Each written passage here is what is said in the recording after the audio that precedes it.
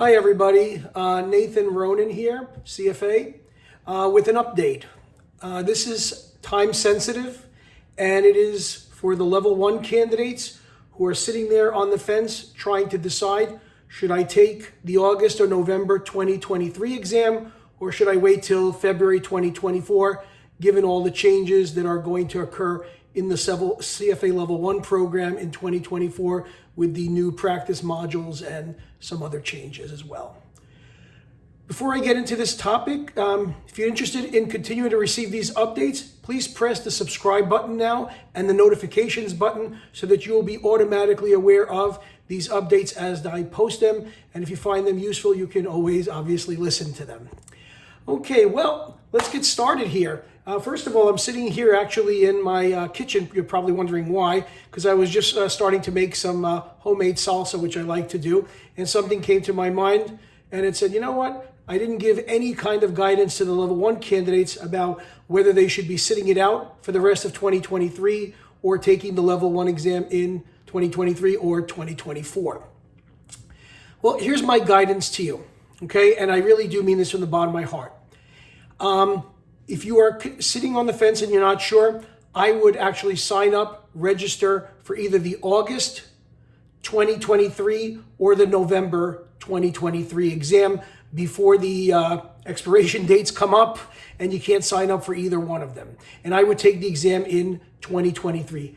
You have plenty of time, and if you decide to work with me as your prep provider and as your mentor and coach, I will make sure that you are in the best position to pass your exam in August or in November. I would probably suggest to do it in November to give yourself a little bit more time and also to pay the lower fee because you'll pay the full price if you sign up for the August 2023. So if you're doing it for August 2023 or November 2023, you'll be under the old curriculum. You won't have to worry about any practice modules. You have 7 months. If you're doing November, you'll have 7 months to study for this exam, which is more than enough to prepare for the level 1 exam for most candidates, especially if you have some kind of business, finance, or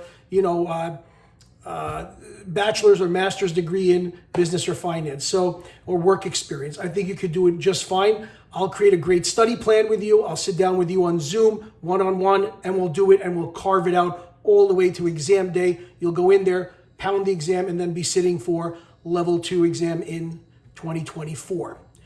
Why not wait it out until 2024? I got a lot of emails about this, a lot of inquiries on social media. So I thought I'd put this video out very quickly and let you know. I would not sit it out for 2024 and give up on 2023. There's nothing wrong with the 2024 program. I absolutely praise the CFA Institute, not because I'm a prep provider, but I just believe that they're doing the right thing, trying to make the CFA designation more practical, less academic, appeal to the business world, make sure that they're on top of the current things that are evolving in the industry. They're doing their best. You don't need to worry about that because at the end of the day, when you get your designation, when you get to put those letters CFA after your name, nobody's going to ask you whether you did it pre-2024, post-2024. Did you do it with the Python module or did you do it with the financial modeling module? Nobody's going to ask you those kinds of questions. People are just going to know you have the charter and that's it. It's almost just like when you're getting your MBA. Most people will not say, did you complete it in 1 year, 2 years, 3 years? Were you a executive MBA? Nobody cares. They just care that you got the MBA and from where you got it. And that's what you're going to be selling anyway to future employers. And nobody's going to ask you that on an interview. Now, the practice modules, are they worth waiting the time for? That's a personal opinion for many people. For me, I probably wouldn't wait for them because you can get those modules again at level 2, okay? And I wouldn't want to be the experimental animal for the February exam the first time they roll out these practice modules and the new exam. Now, I want to be careful what I'm saying.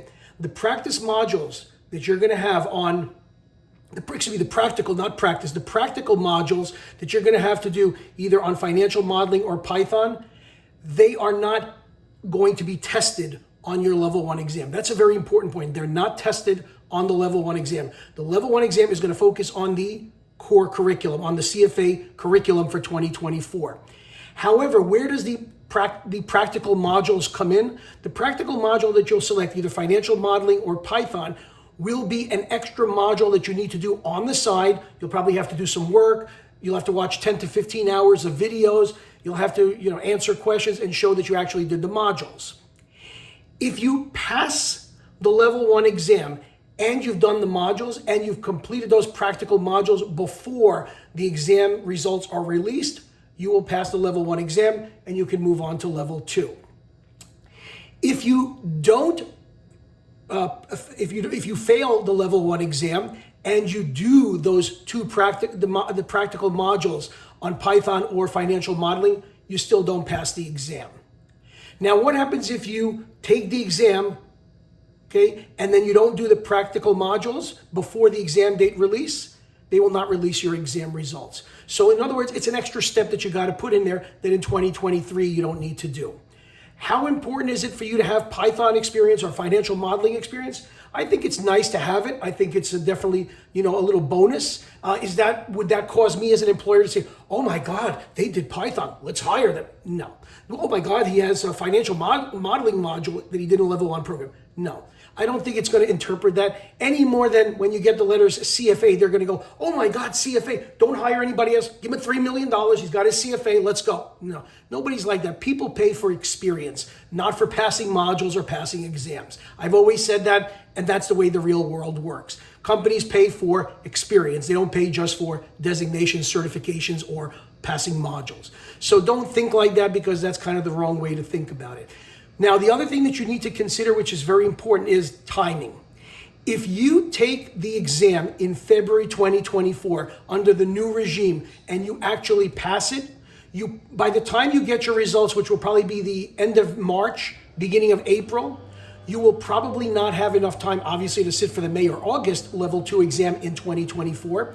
And then you might think about sitting for it in November. You probably wouldn't want to do that because you'll have less time to study for the level 2 exam in November 2024 than you would for, the level 1 exam that you took in 2024. That doesn't make any sense. You probably need more time, and most candidates need more time to actually prepare for level 2 than they did for level 1. So I think that 9 months of study from now until February for level 1 to take it in February 2024 is too much time. And then what you're actually doing is you're elongating your timeline. You'll take the level 1 exam in 2024, and assuming that you pass it, and of course you will probably have to wait until May of 2025 to take the level 2 exam. That's a long time to wait between level 1 and level 2. And then if you pass level 2 in 2025 in May, you will probably have to take level 3 in February of 2026. Do you want to go out that far till 2026? That's your choice. For a couple of modules or 10 to 15 hours of videos on Python or financial modeling. So here's what I'm suggesting to you as a candidate. I'm always interested in your best interest. Take the exam in November. You'll probably end up passing it. Work with me. I'll help you with a study plan. I'll get you through it. And if you go for November, I will do my best to get you through it. I'll show you how to do it correctly, how to do it efficiently and effectively, and then sit for level 2 in 2024 and finish with level 3 in 2025. That's how I would do it, rather than the other way, which is to end up in 2026, assuming you pass all levels on their first try. So that's my guidance to you, my suggestion to you. Again, I'm going to say this very clear for the record. Nothing wrong with doing those modules on Python or financial modeling or data science, Python and data science. Nothing wrong with doing those modules.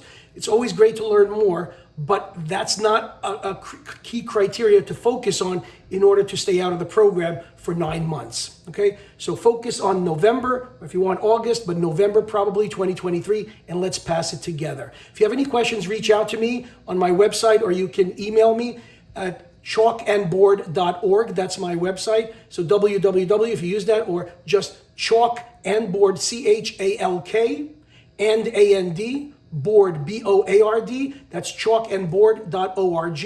And you can always leave a question for me there, or my email address is on there as well, and my phone number. You can text me or you can email me. So good luck to you in whatever your decision is. I hope you found this helpful and that you decide to pursue the level 1 in November with me, and let's do it together. Have a good afternoon, have a good evening, or a good morning, wherever you're listening to this.